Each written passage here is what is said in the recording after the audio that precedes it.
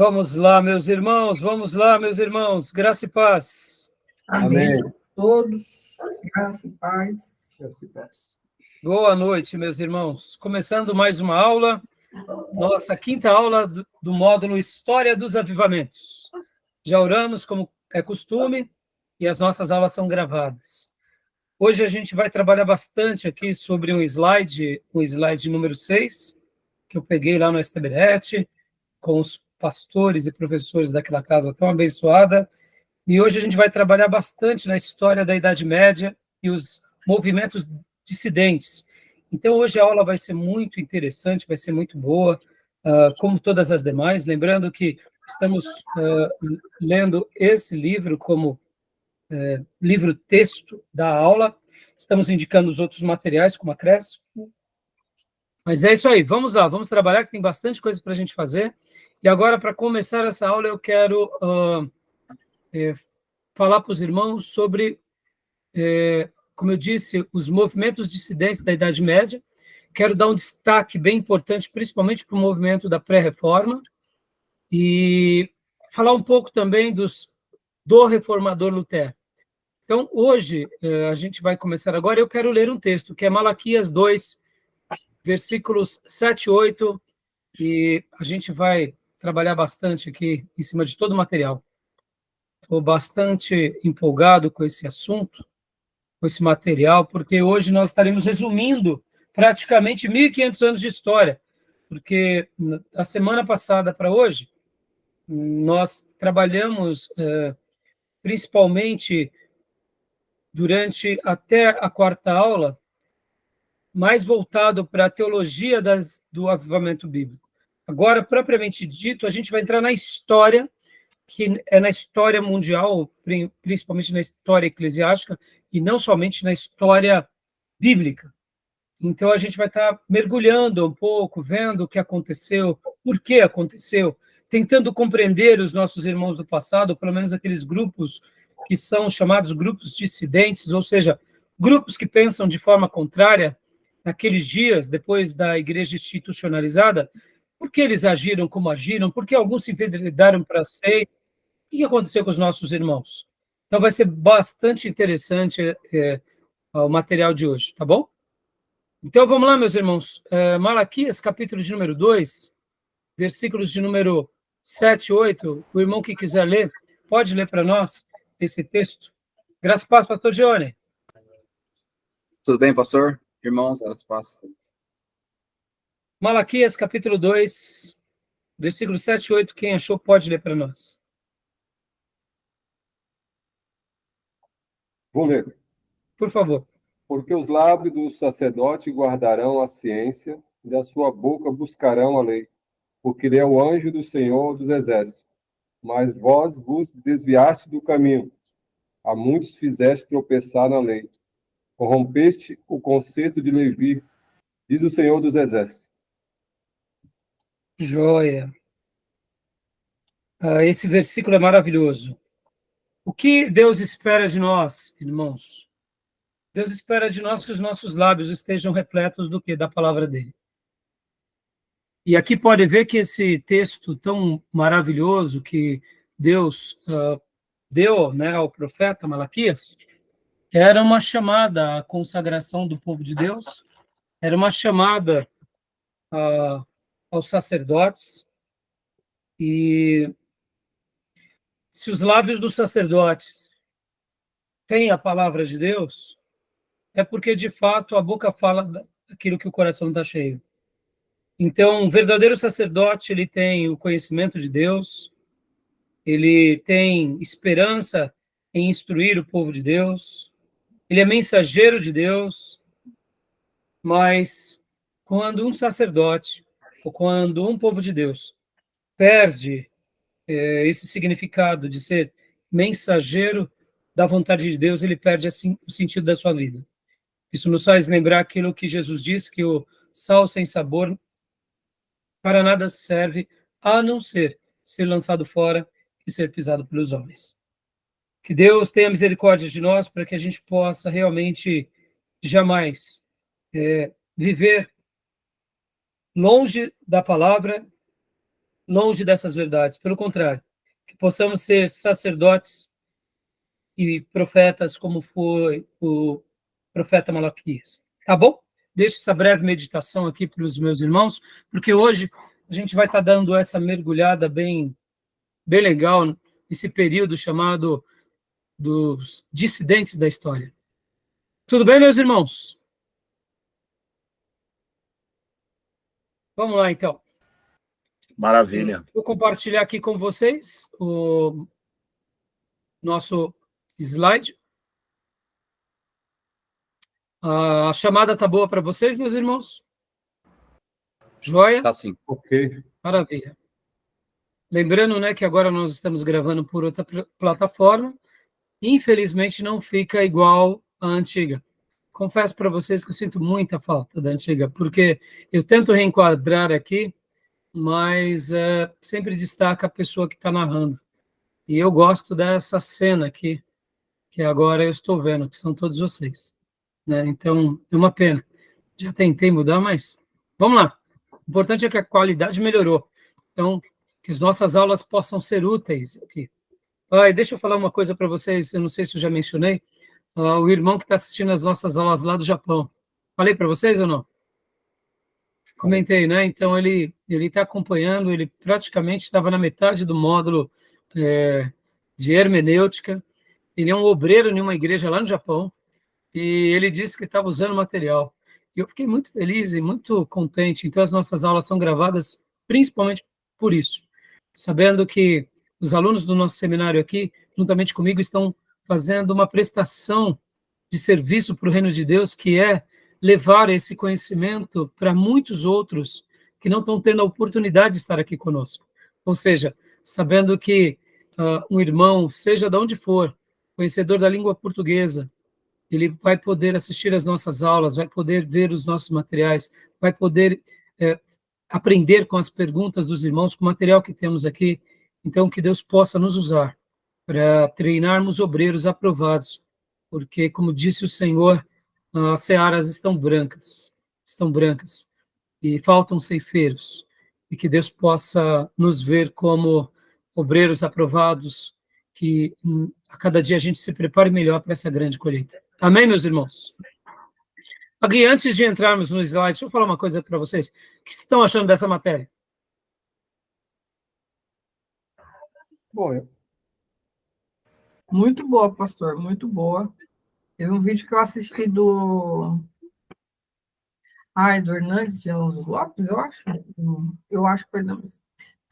É coisa de pulsar o coração, assim, sabe? É maravilhoso. E aí a gente vê o quanto a gente está ainda em débito, né? Enquanto a gente ainda falta muito ainda para a gente alcançar realmente a estatura de varão perfeito que a palavra fala, né? Para a gente poder realmente ser avivado, ser uma nação avivada. Falta muito, falta muito. Mas é maravilhoso, porque ver assim, o tanto de coisa que Deus faz por nós, e por amor, por cuidado mesmo, por misericórdia, é sem palavras. Que bom, filha, que bom. Fico feliz de saber. Júnior estava falando? eu vejo assim, a questão do avivamento, eu vejo como uma nomenclatura. Nomenclatura, por quê? Digo, vamos dizer como um rótulo, porque eu posso aplicar isso como o poder de Deus em tempos diferentes para pessoas que estão ali buscando a Deus, que está vivendo o evangelho do Senhor. Não digo o evangelho pleno, porque nós somos mortais, limitados, mas dentro daquilo que Deus espera para ele fazer uma grande obra. Então, essa questão de nomenclatura, rótulo, eu não ligo muito, entendeu? Estou mais a par do conteúdo, né? De uma fase da igreja em que ela precisa viver isso. E a fase que eu mais admiro mesmo é Atos dos Apóstolos. Não tem jeito, nem Antigo Testamento. Atos dos Apóstolos é o Espírito Santo agindo de forma tremenda na igreja. É isso que eu vejo. Atos dos Apóstolos é um modelo. É Deus atuando, é Deus operando. Deus não quer dizer que a igreja não tenha falha. Exemplo, quando eles estavam orando lá para Pedro para ser solto, a igreja duvidou. Quando o Rhodes falou lá, o Pedro está saindo lá, é o anjo. Ah, para com isso, não é ele. Quer dizer, mostra que a igreja tem as suas falhas, mas dentro dessas limitações da igreja, Deus estava operando muito. Joia, mas você vê, você falou uma coisa interessante.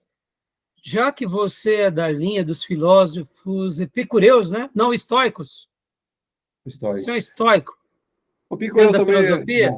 Bom, só traduzindo os- para vocês não ficarem preocupados, irmãos.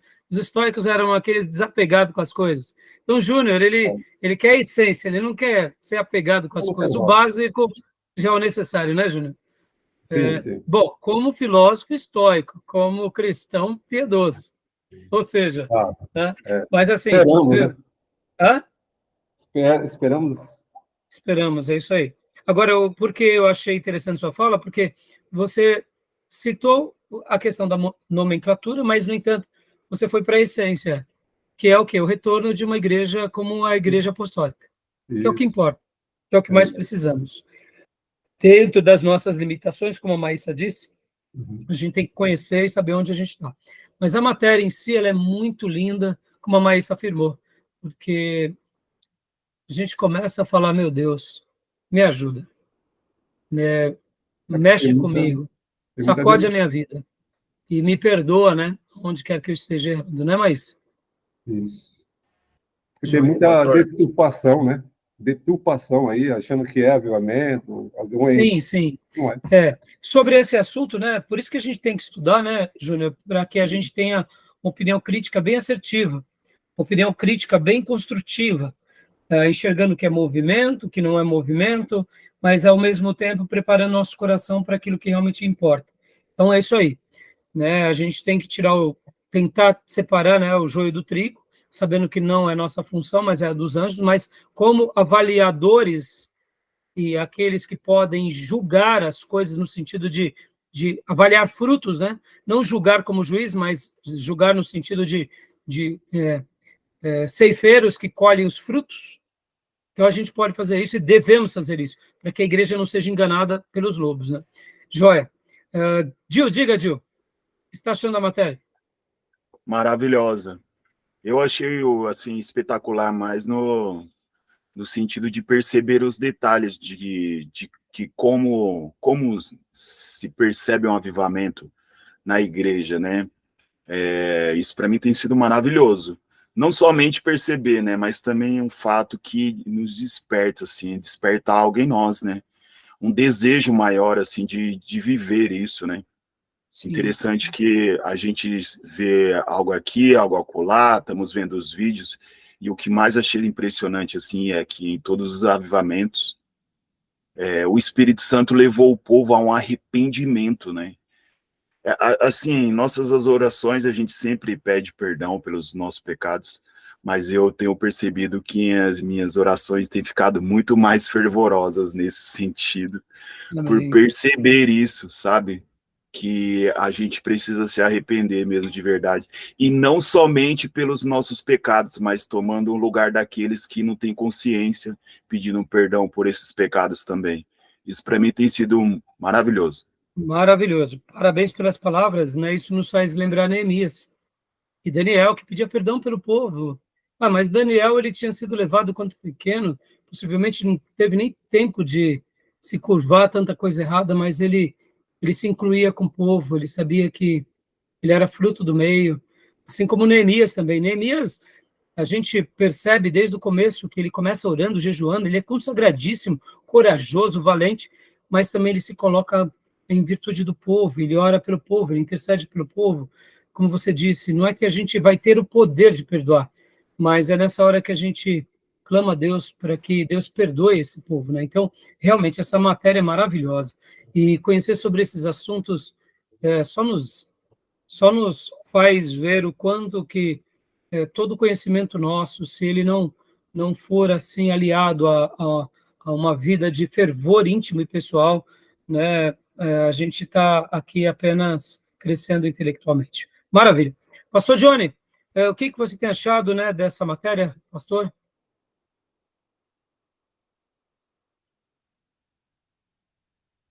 Pastor Johnny? Acho que a conexão dele está um pouco ruim. Tá parado. Para você está boa? Tá boa. Pastor Johnny, se você... A minha está falhando um pouco Está mais. falhando, então deve ser a dele também. O Gil, ele tirou a câmera porque aí funciona melhor. Não sei por que razão, né, Gil? Deve ser a conexão da região.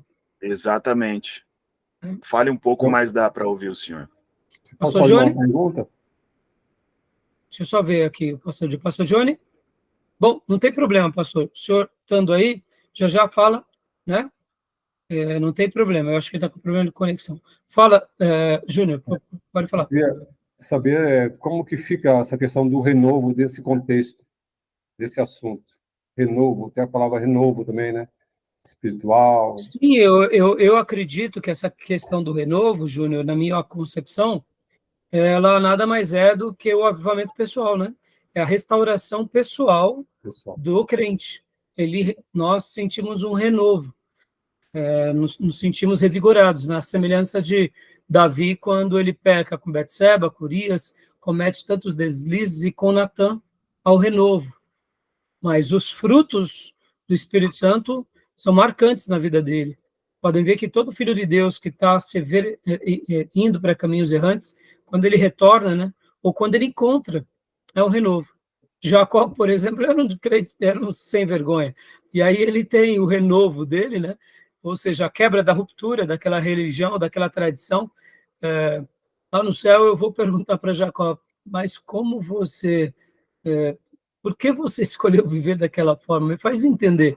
Talvez seja o excesso de segurança, de saber que ele era descendente do patriarca, filho de uma promessa, eleito de Deus, eu não sei te dizer. Mas Jacó... Houve uma conversão, Jacó teve uma conversão. Mas a gente não pode dizer que antes, né, ele não tinha um certo temor, mas ele tinha um temor misturado com egoísmo, com vaidade, pode ver que tudo que ele faz, ele e a mãe dele, dando um somebody love, né, ao pai, ao irmão. O irmão era um demagogo, tudo bem, mas ele era um oportunista de mão cheia, e até quando ele foge, porque ele mente ao pai, ele engana o pai, ele demonstra sua incredulidade, porque ele tem que usar artifícios humanos para realmente fazer com que a promessa que é de Deus se cumpra nele, ou seja, é mais ou menos uma confusão, não dá para entender o que passava na cabeça dele. Né? No entanto, o que acontece? Até quando ele está fugindo lá em Betel, quando ele está em Betel, que ele tem aquela visão, ele negocia com Deus, né? Senhor, se o Senhor me abençoar, eu vou dizimar. Ou seja, é um atrapalhão, né? Então, assim, Pedro também passou por essa duvidade, né? Numa projeção menor, mas passou, né? Então, assim, é muito interessante, né? E deixa eu só fazer uma indicação aqui para vocês, meus irmãos. Hoje eu publiquei até no nosso canal o livro Por que Tarda o Pleno Avivamento, de Leonard Ravenhill. Fantástico, vale a pena também. É uma pérola. Por que Tarda o Pleno Avivamento, de Leonardo Ravenhill. Muito bom, muito bom, muito bom. Né? Então, assim, fica aí as dicas, porque o avivamento do País de Gales, que o nosso irmão Gil recomendou, realmente é extraordinário. Eu queria fazer só uma citação, que naquele livro é registrado, que aquele avivamento no País de Gales durou por volta de 2 anos. Menos de 2 anos, inclusive, segundo os estudiosos. Mas os frutos daquele avivamento se perduraram por gerações. E aqui fica uma coisa muito emblemática, e durante esses dias, depois que eu tive o acesso a essas informações e aquele material, eu fiquei tão impressionado, irmãos, como o Espírito Santo de Deus fez esse avivamento no País de Gales, usando vários servos dele, em especial um servo, mas o avivamento em si demorou por volta disso, de 1 ano e 8 meses, menos de 2, mas o fruto do avivamento perdurou por décadas e gerações. Ou seja, quando realmente Deus atua, fica uma marca de bênção. Então, ao pensar do País de Gales, a quantidade de pessoas que viviam naqueles dias, na virada do século XVIII para o século XIX, foi em 1903 e principalmente em 1904 que começa o avivamento lá no País de Gales. Então, nós entendemos uma coisa, que assim como Deus faz algo notável num país, eu quero acreditar que ele pode fazer numa denominação, numa região, como a gente comentou na primeira aula, tá bom? E são coisas que na história a gente vai aprender. E que Deus possa atirar fogo aqui entre nós e nas nossas igrejas também. Tá bom, meus irmãos? Então vamos lá para os nossos slides. Vamos lá? Hoje tem bastante coisa para a gente trabalhar e eu quero poder mergulhar em tudo isso com vocês, tá bom? Bom, vamos lá. Espero que o pastor Johnny consiga fazer o acesso, né? E agora eu vou compartilhar aqui com vocês esse material.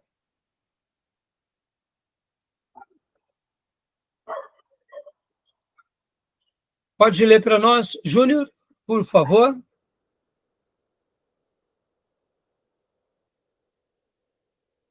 Movimentos dissidentes na Idade Média, Exato. grupos separatistas. Ou seja, grupos que pensavam de forma contrária. Deixa eu fazer um comentário aqui antes de qualquer coisa. Irmãos, temos que pensar iguais o tempo todo?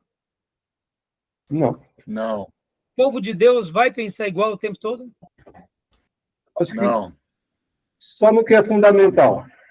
E no que é fundamental, mesmo assim, nós teremos pontos de vista diferentes, no sentido assim, olha, eu acho que isso daqui é mais significativo aqui, acolá. É olhar, Um né? não vai negar o outro, mas um vai acrescentar Sim. sobre o outro, não é assim? Claro. Então, assim, isso me faz lembrar aquela máxima que John Wesley costumava dizer, no essencial, unidade.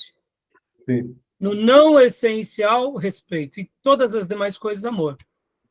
Então, movimentos dissidentes, movimentos que pensaram o contrário, sempre vão existir, e louvado seja Deus, porque é no meio dessas horas que nascem coisas belas e lindas. Então, aqui na Idade Média, aqui vai acontecer várias coisas curiosas. E por que a gente vai estar focando na Idade Média? Porque até por volta ali do ano 400, a igreja ainda tinha uma coesão na sua forma de crer, uma coesão na sua maneira de defender a sã doutrina.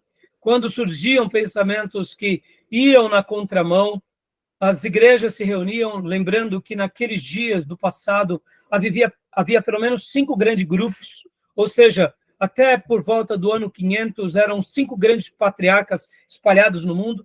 Os principais estavam em Roma, em Constantinopla, Alexandria, estavam em Tarso e em Jerusalém.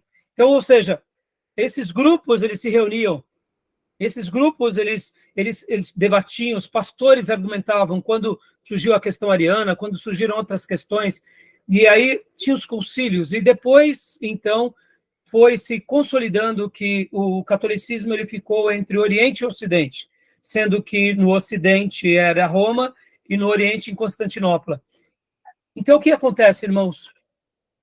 Mas depois que a igreja passa a ser também um braço político, depois que Constantino oficializa como igreja oficial, mesmo depois da queda do Império Romano, a igreja passou a ser um braço também do quê?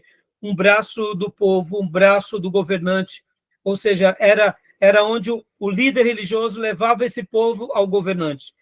E assim havia uma certa influência política.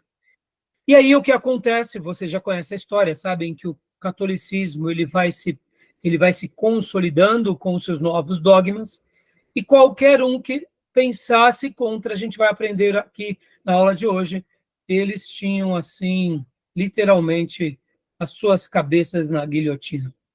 Não tinha opinião, não havia concílio, não havia nada. A institucionalização da igreja. Tudo começa com a institucionalização, mas a institucionalização ela só ganha força, né, Júnior? Porque também essa igreja institucionalizada se corrompeu. A gente não pode dizer que a culpa é só do rei. O rei, ele é o líder político. Se ele é um homem que teme a Deus, o governo dele vai ser menos falho. No entanto, quando esse rei quer o controle do povo, e esse povo, com a liderança religiosa, essa liderança se corrompe, pronto, é a combinação perfeita do terror, né? E esse povo também é um povo que se deixa se levar, porque, querendo ou não, agora a gente vai estar falando um pouco sobre os movimentos dissidentes. Por outro lado, eu quero também fazer uma defesa a eles. Enquanto eu preparava a aula de hoje, eu pensava por que eles acabaram se enveredando, já dando um spoiler da aula. Muitos movimentos dissidentes eram repletos, apinhados de erros teológicos. Mas eu cheguei a algumas conclusões aqui. de alguns porquês. Então, a gente vai trabalhar, tá bom? Beleza? Pastor Johnny, tá agora, beleza agora? Pastor, espero que sim. Alguns desafios aqui, mas tô tranquilo. Se você quiser, pastor, desabilitar sua câmera para que você interaja melhor. Eu prefiro que deixe a câmera, mas o Johnny, o Gil, ele tem feito isso, tem ajudado. E já que o senhor está aqui, aproveitando, me fala, o que o senhor está achando dessa aula? Tem sido... Bom, na verdade, assim, não apenas essa, né? Eu acho que os nossos encontros aqui têm sido, assim, de grande valia para mim. Crescimento espiritual, os impulsos, né, que acabam sendo também compartilhados conosco aqui, nos fazem enxergar, primeiro, quão poderoso o nosso Deus é, e ele, sendo quem é, ainda, de algum modo, conta conosco, né? Então, e essa aula tem essa percepção, a gente percebe que tudo é ação do próprio Espírito Santo, contudo, a gente ainda tem a possibilidade de orar, pedir para que o Senhor possa nos ouvir e nos avivar. Amém, pastor. Joia. Maravilha. Glória a Deus, pastor. É isso aí. Irmãos? Eu vou deixar a câmera ligada por enquanto, Tá se eu bom. perceber que tá mudo aqui. Tá joia. Onde vocês estão? Peraí. Não estou vendo vocês. Não? Ah, peraí. Achei. Pensei que tinha caído minha linha. Ainda bem que não. Joia. Então, vamos lá. Voltando aqui. O movimento dissidentes da Idade Média. Vamos lá.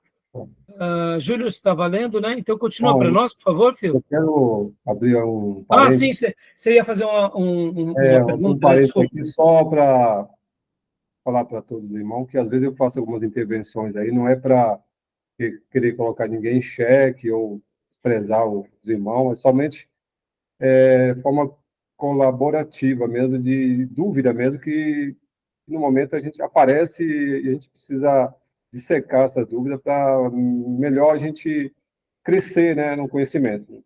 Nem a ideia também é polemizar nada, é dúvida mesmo que surge, né?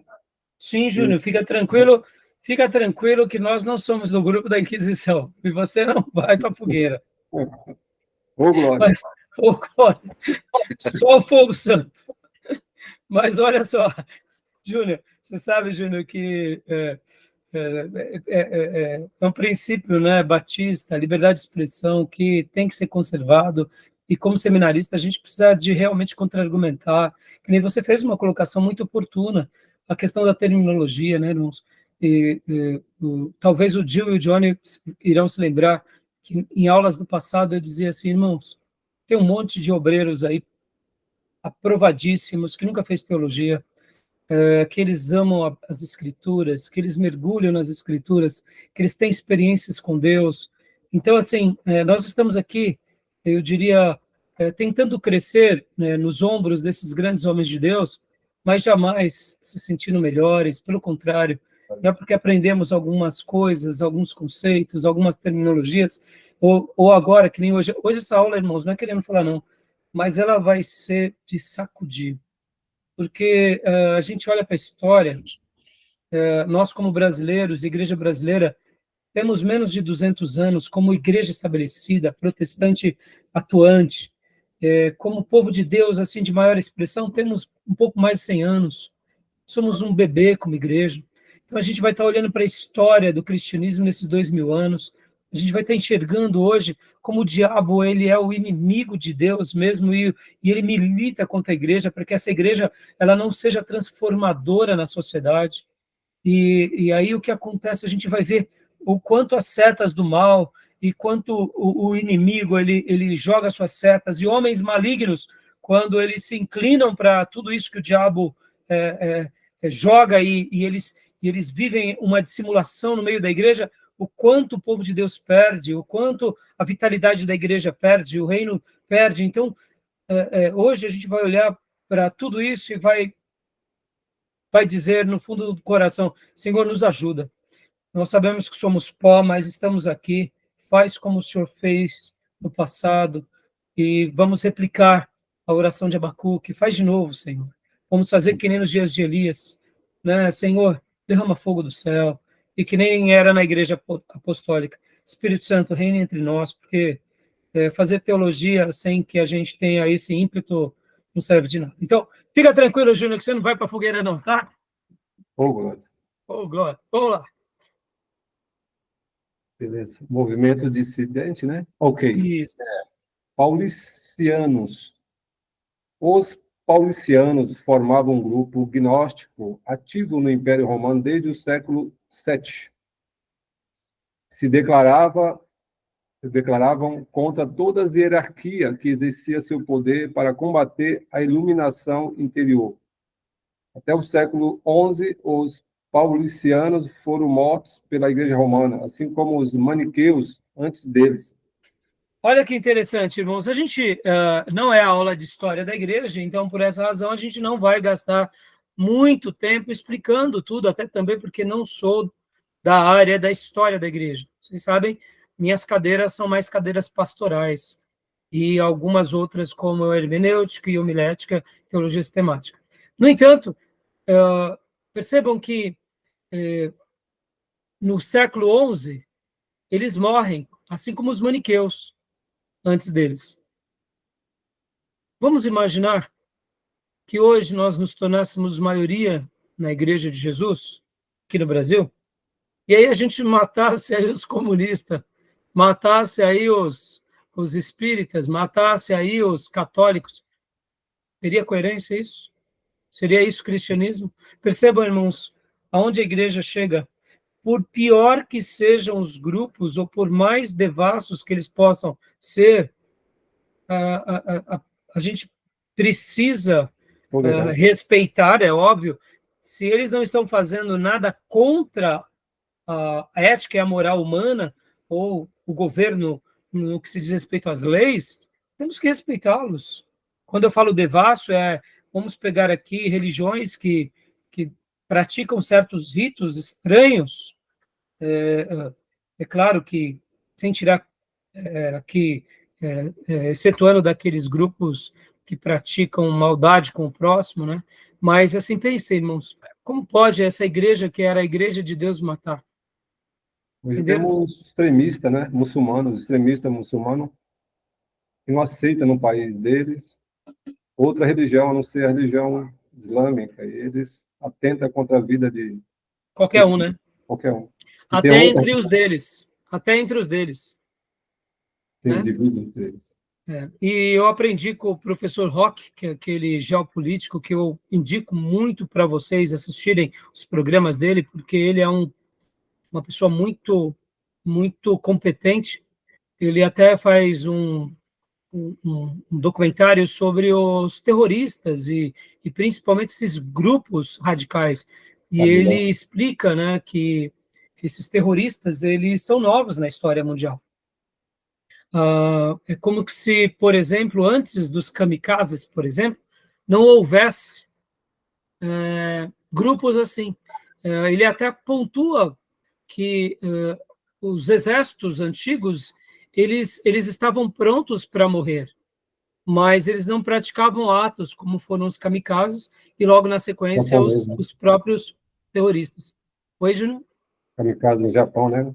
Isso Lembram em Pearl Harbor que eles estavam prontos, eles saíram com seus aviões, sabendo que iriam e não voltariam. Por isso que quando eles eram alvejados, logo na sequência eles caíam nos portas-aviões e fizeram tudo aquilo que nós conhecemos da história. Até então, soldados eles estavam prontos a morrer no campo de batalha, mas os grupos terroristas eles começam a nascer e pode ver que hoje o cenário mundial ele é diferente. Existem os mercenários dentro dos exércitos, que são aqueles contratados para lutar por aquele país, mas não necessariamente eles são do país, mas mesmo o mercenário ele não quer morrer. Né? O terrorista já é uma outra categoria que mistura a fé com credos, com a destruição alheia, e principalmente daqueles que não pensam como eles. Nós vemos algo muito parecido que acontece lá na Espanha, né, atentados terroristas entre os espanhóis por causa de uma região, etc. Então, essas coisas são novas. Hã? Independência, né? Estado Basco, né? Isso, exatamente. Então, assim, agora, voltando aqui ao pensamento, né? Os paulicianos, assim como os maniqueus, foram um grupo dissidente que se inclinavam mais para o gnosticismo e se declaravam contra todas as hierarquias que exerciam seu poder para combater a iluminação interior, porque, lembrando e recapitulando aqui, o gnosticismo nada mais é do que aquela filosofia onde, pelo conhecimento, você atinge Deus, né? Então, os paulicianos eram um desses. E agora vamos para o próximo Agostinho grupo. pertencia aos maniqueus, né? Hã? Agostinho pertencia aos maniqueus, né? Isso, bem lembrado, Júnior. Ele era um maniqueu, né? Falando um pouco mais ainda sobre os paulicianos, Ok. paulicianos, pode ler, Júnior, por favor? A origem dos paulicianos é obscura. Só se sabe que se lhes encontra pela primeira vez na zona de Armênia, ao redor do ano 650. Algumas fontes colocam como fundador a Constantino de Manamale, nascido na cidade síria de Samosata. Nos primeiros anos da história dos paulicianos, decorre com um silêncio nas fontes. Suspeita-se que, nessa época, conseguiram uma audiência considerável na zona do Alto Eufrates e na Anatólia Oriental. Pode prosseguir? Por favor. Nessa época, seu líder era Sérgio, que levou a cabo uma importante política de proselitismo. Os imperadores da segunda época ionoclasta não diminuíram a perseguição para os paulicianos, o que lhes levou a fugir para a Armênia Oriental, controlada pelo califado abássida, e fazendo causa comum com eles. É nesta época quando o paulicianismo adquire o tom maniqueísta, pelo que serão conhecidos. Afirmava que a matéria era obra de Satanás. E então, olha só que interessante, meus irmãos, aqui fazendo um breve comentário. Por que, quando nós vamos conhecer um pouco a história dos judeus, a gente sabe muito de muitos acontecimentos, por exemplo, os macabeus. Isso é comumente conhecido e citado, porque muitos povos, como foi o Império Medo-Persa, você tinha o acervo deles.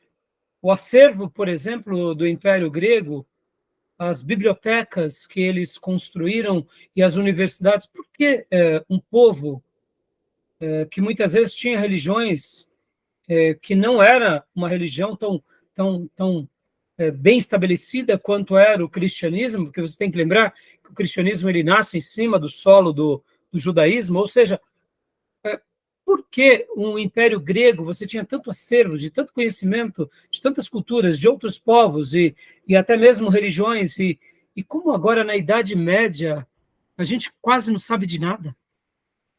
Por isso que é chamado também período das trevas, ou período Era das Trevas, porque, de fato, essa opressão religiosa, essa manipulação e essa maneira de se colocar acima de tudo e de todos, que é desumano, foi praticado por muitos líderes durante séculos, ao ponto de nem termos acervo. Na história, a gente sabe que países muçulmanos eles conseguiam conviver com judeus e com adeptos de outras religiões dentro do Islã. Mas no catolicismo medieval, não era possível essa combinação.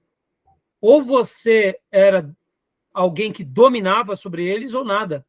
Percebe, irmãos, como isso é perigoso? Como é curioso essa ideia, porque... Então, hegemônica, né? Hã?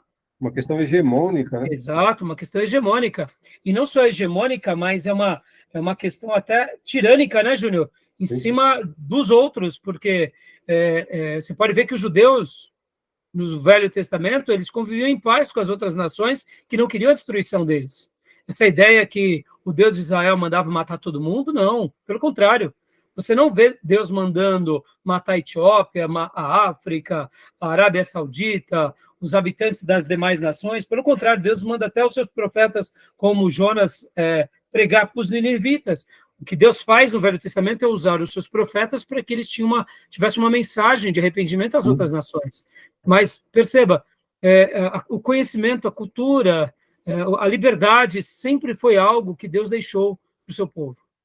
É claro que Canaã, como era o terreno de Deus, a casa de Deus e do povo eleito de Deus, Deus tinha deixado a sua teocracia, os seus livros santos. Mas se a pessoa não quisesse seguir aqueles termos, então ele poderia ir embora. Agora, Deus somente o castigava quando eram pessoas irretratáveis, que negavam as suas leis. E podem ver que Deus corrige, inclusive, seu povo, porque Deus é um Deus justo. Ele não é imparcial. Agora, na história do catolicismo, e aqui, irmãos, eu falo catolicismo porque isso é história universal, mas a história se repete, inclusive, conosco, né? Então, a gente tem que tomar muito cuidado com essa hegemonia. A gente tem que tomar muito cuidado quando somos a maioria, porque, mesmo sendo a maioria, precisamos respeitar aqueles que pensam de forma contrária. E uma pessoa só deve ser punida pelo artifício legal ou da lei do seu país quando ele quebra princípios legais, e principalmente os princípios de Deus, no sentido que a gente entende que a religião cristã ela vai dar um pano de fundo para que seja estabelecido muitas leis.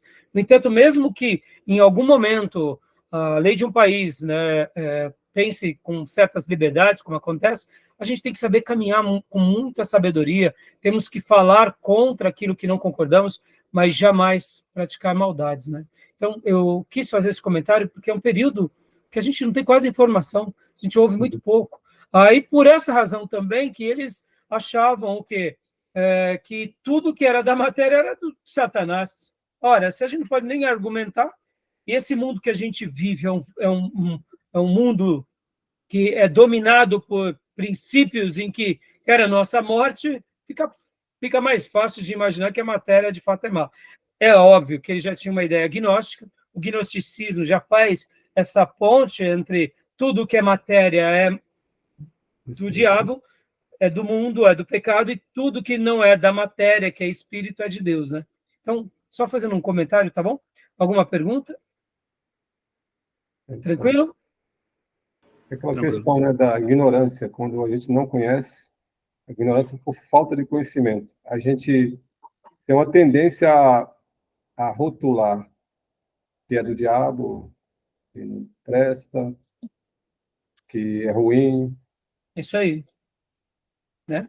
Gil, você ia falando alguma coisa ou outros irmãos? Não, pastor, tranquilo. Tá bom. Agora, né, Júnior, só parafraseando você, concorda, se hoje nós vivêssemos debaixo de uma opressão tão grande, e nós não tivéssemos liberdade de expressão religiosa, vivêssemos por décadas e séculos fugindo de uma religião que se diz cristã dominante, de um Deus do amor, né? Ou como dizem alguns políticos, o amor venceu, e só chumbo grosso na gente, a gente ia falar que essa religião era do capeta mesmo, claro, que é de Satanás, tudo que é da matéria é do diabo. Porque a gente está sofrendo por décadas, o nosso povo sendo morto, as nossas histórias sendo apagadas. Percebam, irmãos, que a ignorância também nasce de um contexto de opressão, de um contexto de... Calar as vozes dissonantes. Calar vozes dissonantes. Vozes que não pensam como a gente tem que ser calada. Isso é uma ditadura. Exatamente. Em nome de Deus, né, Júnior? Exato. Joia. Então, continuando aqui, Júnior, para nós, por favor. Agora, aliás, vamos... Deixa eu dar folga para o Júnior. Maísa, lê para nós. Isso. Por favor. Os bogomilos. Os bogomilos, a síntese, no sentido do sincretismo, entre o policianismo armênio e o movimento reformista da Igreja Ortodoxa Bulgária, que emergiu durante o Primeiro Império Búlgaro entre 927 e 970, se espalhou pela Europa. Rejeitaram a ceia do Senhor, dizendo ser sacrifício dos demônios. Chamam os templos de habitação dos demônios. Os chamados pais da igreja são considerados os falsos profetas anunciados por Jesus. A adoração de imagens é idolatria. Deixa eu fazer uma pausa aqui bem interessante com vocês, irmãos. Olha só. Num primeiro momento, né, os bogomilos, eles, você vê, olha essas declarações, eles rejeitam a ceia do Senhor, dizendo ser sacrifício dos demônios. Agora, vamos parar um pouco e vamos tentar imaginar o contexto que eles viviam. Nesse período, havia um cisma muito grande já entre a Igreja Católica e a Igreja Católica Ortodoxa Grega. Já havia tido, inclusive, um embate muito grande entre eles, porque os líderes da Igreja Católica Ortodoxa Grega pegaram todos os santos e os ídolos que estavam espalhados entre eles, eles quebraram tudo, irmãos. E os romanos ficaram loucos com eles. Ou seja, eram duas igrejas já estabelecidas, o cristianismo já estava sedimentado, mas nesse momento houve uma tensão, e vocês vão lembrar que depois temos o grande cisma, no século XI. E aí colocaram a questão do credo apostólico como uma prerrogativa do Filho e do Espírito Santo. Vocês vão lembrar que a gente já debateu isso nas aulas anteriores, em 1054 ou em 1056. Então, na realidade, ali não era uma questão teológica, ali já era um cisma político. Então, percebam que quando esses grupos, não estou fazendo aqui uma defesa da teologia deles, eu estou tentando entender a mente deles naquele contexto, porque vocês têm que lembrar que era um grupo que era dissidente, ou seja, eles pensavam de forma contrária a essa igreja. Qual igreja que existia nesses dias? Roma ou a Antioquia, ou os bizantinos. Então, perceba, é um grupo, um terceiro grupo.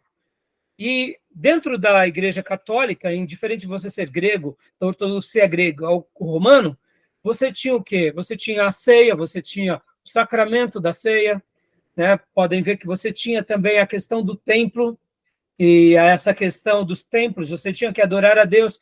Nesse período aqui já se construíam templos monumentais, porque essa estrutura de igreja, irmãos, vocês têm que lembrar que elas não existiam até o 3º século. Nas casas. A igreja era nas casas dos irmãos mais abastados, ou num lugar que era um comércio. Na igreja primitiva, eles se reuniam no templo. Depois das perseguições, eles foram para catacumbas. Eles se improvisavam nos cenáculos, ou seja, nas lajes das casas. Então, havia uma reunião, havia um pastorado, era um grupo organizado, tinha levantamento de oferta, tinha batismo, tinha ordem, mas não havia aquela questão institucionalizada. Precisamos de uma parede, precisamos de um lugar para a escola bíblica. Qualquer lugar era lugar para se adorar a Deus, para se louvar, para se aprender de Deus. E o que acontece? Depois, com Constantino, essa prática ela foi o que? Se estabelecendo. E a construção dos templos se dá, em especial, depois da institucionalização. Então, pensem, né? Nos dias dos bogomilos, os templos eram suntuosos, as imagens, e, se hoje nós temos dificuldade de entender tudo isso, imagina eles. Então, e por que eles tinham essa aversão aos pais da igreja? Irmãos, pensem assim, que na concepção deles, a Igreja Católica só se tornou católica, ortodoxa grega ou romana, por causa que os pais da igreja, e principalmente os novos dogmas, estabeleceram os critérios para isso. E vocês têm que lembrar que naquele período que a gente chama de patrística, ainda eles eram conservadores. Tinham algumas coisas que pensavam de forma diferente, sim, mas havia um certo respeito, havia uma certa concordância.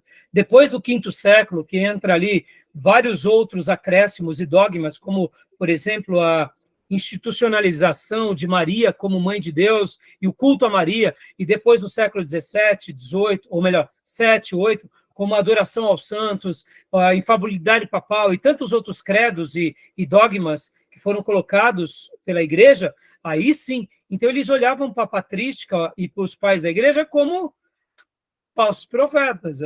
Até hoje, a gente não vai falar que quem criou, por exemplo, esses dogmas são pessoas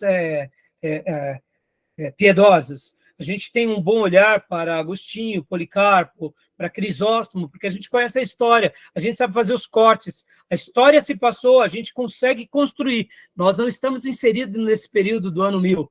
vivendo debaixo de chumbo grosso, sendo humilhado, perseguido. A gente tem que lembrar que esse contexto, qualquer um que pensasse contra a igreja dominante, eles estavam mortos. Sendo eles judeus, sendo eles muçulmanos, sendo eles chineses, sendo eles de qualquer outra religião, tá bom, meus irmãos? Então é bem interessante, né? Joia? Nesse período aí que surgiu, diz que a primeira igreja ortodoxa surge na Romênia, no século VI. Estou tentando lembrar se era São Judas Tadeu ou Bartolomeu, que foram os missionários que começou o trabalho na Armênia. E naquela entrevista do Putin, interessante que ele fala que o surgimento do povo russo é no século IX, 860. Olha, está próximo aí. Próximo. É claro, né, que você vê, né, Júnior? Olha que interessante, quando a gente faz até um apanhado aqui histórico, tanto os ucranianos quanto os russos, eles são irmãos, e Sim. ambos são católico ortodoxo grego. Mas você Isso. vê, a questão agora que os divide não é a religião. O que os divide é o que é a política, né? Isso. Ou seja, há quem diga que toda guerra nasce na política. E é verdade, irmãos. A política nada mais é do que a opinião das pessoas, é a opinião dos grupos, é o debate entre aqueles que pensam de forma contrária, mas quando esses que pensam de forma contrária, eles querem dominar sobre o outro, nascem as guerras. Então não tem como uma guerra não ser também um viés político, né? Interessante. Obrigado, Júnior, pelo acréscimo, viu? Então, continuando aqui no nosso texto. Continua para nós, Maísa? Sim. Bastante. A doutrina, Pois não. Só tirar uma dúvida no slide anterior, só não ficou claro para mim se eles eram contra ou a favor de adoração de imagens. Conta. Olha, eu entendo que contra, né? Pode Tá. ver que a adoração de imagens é idolatria, Sim. né? E então, assim, eles eram contra, tá? Então, por gentileza, Maísa, por favor. a doutrina dos bogomilos nega o mundo terreno e tudo que é matéria, pois esta é a criação do diabo, artífice da natureza que se encontra em todos os homens. Nega os rituais da Igreja Católica, os sacramentos, o matrimônio, o batismo, a liturgia, os ornamentos e a cruz. Os adeptos dessa doutrina não comiam carne, confessavam-se e absolviam-se entre si, constituindo uma comunidade fechada em si mesma, autossuficiente e questionadora dos valores morais e religiosos vigentes. Eles não aceitavam nem mesmo a veneração da cruz, porque era de matéria perecível, e tudo aquilo que tem esse caráter perecível era também recusado. Ou seja, eles eram quase os essênios da Idade Média, né? Sim, tem uma semelhança. É uma semelhança muito, mas muito grande, né, meus irmãos? Tudo bem pastor, até aí, meus irmãos? Pode falar. Mas eles tinham como base, a partir do que eles criavam essas doutrinas? Qual que era a base da doutrina deles? É bem fácil de... Bom, me entenda, tá, Gil? Eu não sou especialista da área, nem do tema, e então, assim, a minha opinião pode estar até errado, tá? Mas eu acredito que tudo isso era aquela maneira em que eles queriam servir a Deus, mas eles viam que aquela igreja que era dominante fazia tanta coisa do mal na perspectiva deles, que logo eles admitiam o seguinte, que, pode ver, ó, nega o mundo terreno e tudo que é matéria, pois esta é a criação do diabo. Eles não conseguiam entender como um povo de Deus, que se diz de Deus e do bem, pratica tanto mal, me mata. Como alguém que, em nome de Deus, me manda matar. Logo, se Deus criou alguma coisa, ele cria, mas tem alguma coisa que está desajustada aí, e por isso o diabo está reinando. Seria mais ou menos isso. Pode ver que, nesse contexto, ele, pois esta é a criação do diabo, o artífice da natureza, que se encontra em todos os homens. Ou seja, não é possível, o diabo que está reinando. Então, assim, não é Deus. Se fosse Deus, seria de outra forma. E aí, pode ver que aqui eles já fazem uma denúncia contra a igreja. Fazem uma denúncia e acabam tendo uma vida, muitas vezes, de abstinências, pensando que isso poderia ajudá-los. E pode ver que até mesmo questões mais simples, e que nem há pouco eu falei, que a igreja ortodoxa grega, eles queimam os ídolos como um protesto à idolatria. No entanto, dentro do pano de fundo dos católicos ortodoxos gregos, irmãos, só para vocês terem uma ideia, lá no catolicismo ortodoxos gregos, o líder supremo é chamado patriarca. Os padres casam, e o que acontece? Somente que não casa aquele padre, no caso, que ele deseja uma liderança entre os padres, que seriam os bispos, né? E esses bispos que foram separados para cuidar dos padres e das igrejas, entre eles é eleito sempre o patriarca. Então, o patriarca, quem é? É o líder entre eles, não é o papa. E detalhe, dentro do patriarcado, eles sabem que eles erram. Ou seja, eles têm uma linguagem muito mais próxima a nós cristãos. A questão da imagem, eles abominam. Por outro lado, olha só que interessante, eles têm o quê? Eles têm quadros, mas os quadros são literalmente representativos. Pastor, isso daí é uma aberração para nós. Quer ver um exemplo, irmãos? Nas nossas igrejas, na nossa escola bíblica, as nossas crianças não têm desenhos, não têm ali a fotinho de Jesus? Sim. E por essa razão, os nossos professores de escola bíblica ensinam para as crianças, olha, agora beija que essa é a fotinha, se ajoelha para ela, ora para ela, é assim? Sim. Então, podem ver que nós convivemos com uma certa, eu diria, aversão a certas figuras, mas se nós tivéssemos um pouco mais de maturidade, não teria nenhum problema ter algumas figuras. Se o povo, por exemplo, protestante fosse mais maduro, ter por exemplo, uma foto de Moisés, não teria nenhum problema. Até porque a gente imagina Moisés, Paulo, etc. e tal, e não teria problema ver Jesus. O problema é que, nesse contexto do pano de fundo nosso idólatra, porque somos ocidentais e somos influenciados pelo catolicismo apostólico romano, aí sim, tudo vira paganismo, inclusive a cruz, sem Jesus pendurado. Um dos maiores símbolos para nós é a cruz, né, irmãos? É a cruz, tá bom? Então, meus irmãos, beleza? Joia, Gil, expliquei ou não? Maravilhosamente. Eu deduzo, viu, Gil? Eu não sou especialista da área, mas vamos, né? Só para eu concluir agora o nosso primeiro bloco. Mas faz sentido, viu, pastor? Faz sentido. Só para a gente concluir, irmãos, e para a gente dar uma pausa para o intervalo. Irmãos, se nós hoje passássemos por um momento de guerra mundial, ou se houvesse uma catástrofe de um meteoro que caísse no planeta e a gente vivesse durante os próximos 200 anos em escuridão e como uma vida quase que voltássemos para aquilo que éramos lá no passado, Idade Média, até mesmo antes de Cristo. O que o mundo seria? O mundo seria praticamente um período de escuridão de novo. Supondo que os líderes que fossem colocados no mundo fossem tiranos, com as suas religiões, com seus credos, nós viveríamos ilhados, nós viveríamos nos nossos mundos. E hoje, nós que tivemos o conhecimento de tudo isso, nós passaríamos para as próximas gerações. Mas, depois de 200 anos, essas gerações, se fossem gerações que vivessem sempre fugindo do grupo dominante, irmãos, fica muito difícil a transmissão do conhecimento, a transmissão das tradições boas. Por que fica difícil, irmãos? Porque tudo isso é feito quando há paz. No meio da guerra, você não para ensinar uma criança. A única coisa que você quer é sobreviver. E esse período são períodos de intolerância, são períodos antagônicos, são períodos intransigentes com qualquer um que pensasse contrário. Então, por isso que a gente olha para esses grupos dissidentes com muita compaixão. Porque é fácil a gente falar assim, mas como pode um pastor ter pensado assim? Ora, ele não era como nós, que tinham acesso de tudo isso. Eles chegavam às informações picadas. Nem a literatura eles podiam ter livremente, porque tudo passava pelo critério da Igreja Católica. Então, ou seja, era um período de muita escuridão. É sincrético, né? E esse grupo é sincrético, eu entendi. Sim.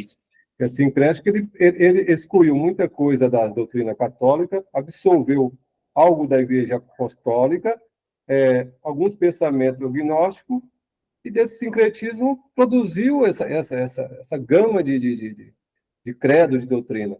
Exatamente. Né? E, para a gente só concluir, por essa razão, que são grupos dissidentes, como que eles vão viver um grande avivamento se eles estão vivendo no meio desse sincretismo, dessa bagunça? Só de serem dissidentes, desses que já viviam num erro teológico, já era algo, eu diria, muito corajoso da parte deles. Não estou dizendo que era correto, mas você ser uma voz contra aqueles que pensavam contra você, sabendo que se você fosse contra eles, você era bruxo, você era morto, pelo amor de Deus. Né, meus irmãos? Tá bom? Tudo bem até aí? Ok. Joia? Então tá, joia. Deu horário.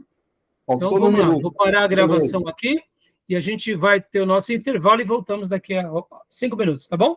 Beleza. Fechado. Beleza. Combinado. Fechado.